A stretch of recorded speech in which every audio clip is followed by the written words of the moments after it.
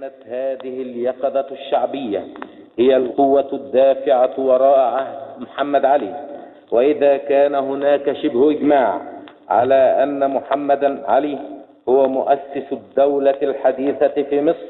فإن المأساة في هذا العهد هي أن محمد علي لم يؤمن بالحركة الشعبية التي مهدت له حكم مصر إلا بوصفها نقطة وثوب إلى مطامعه، ولقد ساق مصر وراءه إلى مغامرات عقيمة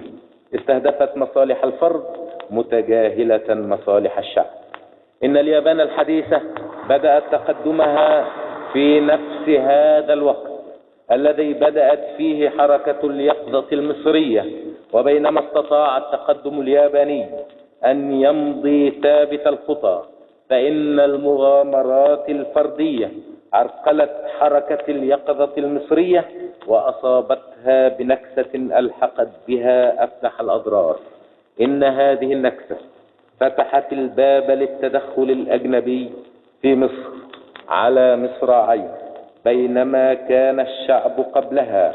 قد رد بتصميم ونجاح محاولات غزو متوالية كانت أقربها في ذلك الوقت حملة فريزر ضد رشيد.